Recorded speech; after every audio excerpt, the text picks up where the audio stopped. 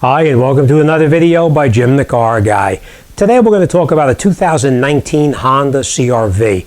I get this all the time, whether it's from a customer or somebody, one of my subscribers online. Where is the oil stick located? Where is the transmission dipstick located? Where is the antifreeze go? Where's washer fluid go? So let me bring you under the hood. I'm going to show you where each one of the fluids go and how to fill them up. All right, folks, I always recommend that when you're doing a job like this, make sure you get if you're adding antifreeze to it, make sure you get the OEM antifreeze. You don't want to use a universal antifreeze. Make sure you get the correct one to put it in here. This is a Honda, so of course you're going to use the Honda antifreeze. If you have a Toyota, then of course you'll be using the Toyota antifreeze. Honda antifreeze is blue.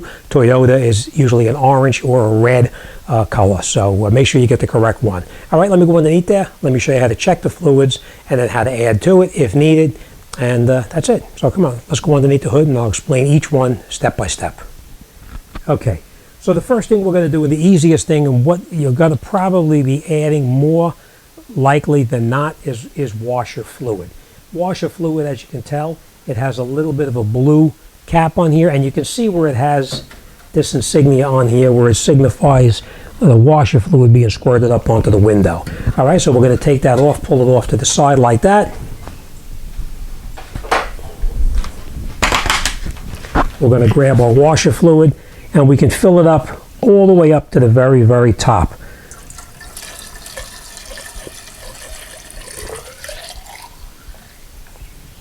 Just like that. All right, then after you put your washer fluid in, you would take your cap, put it on, make sure you hear it click in place. Very important that it clicks in just like that. All right, next thing is, this is the motor oil. This is where you check your oil. So let me show you how that is. The way you would check your oil is you take your dipstick and you pull the dipstick out. You take a clean rag, wipe the oil off the dipstick just like this. Take your dipstick, put it back in there, push it all the way down as far as it can go.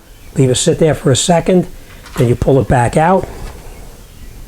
And we'll take a look at it to make sure that the level is full. And as you can see, it's full. If the oil is just down over into this area right here, you do not need to add oil to it. Only if it gets down to over here, then it would take approximately a quart, and then you would add the oil to bring it up to its full mark, which would be right here. Okay?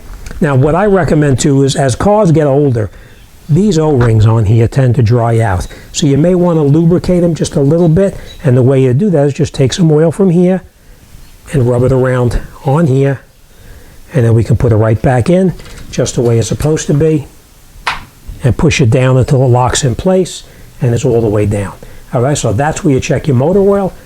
The next thing is over here is your brake fluid. So let me bring you in there. I'll show you what that looks like as well. So if you look underneath here, you'll see brake fluid. Let's see if you can see this here. Brake fluid has what's called a minimum and a maximum. I don't know if you can see this, but right down here it shows the minimum.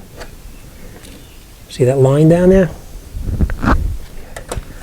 As you can see right here, that's the minimum right there.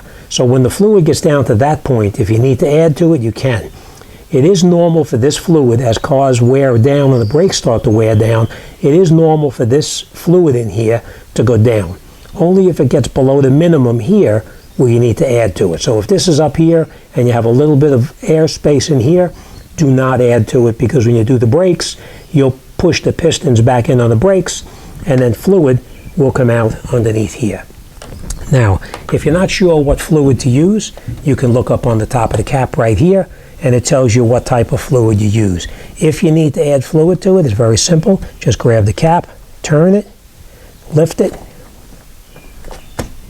just like that, and you can add the fluid as needed. And as you can see, this fluid is full. We don't have to do anything with that. All right, so make sure to put the cap back on, turn it until it locks in place, just like that. And then that is how you check the brake fluid. Now down over here is your antifreeze or coolant. It's a little more difficult to see, but as you can see down here, or maybe you can't, let's bring this down here. You can see there's a maximum down on the very bottom Let's see if I can get you in closer.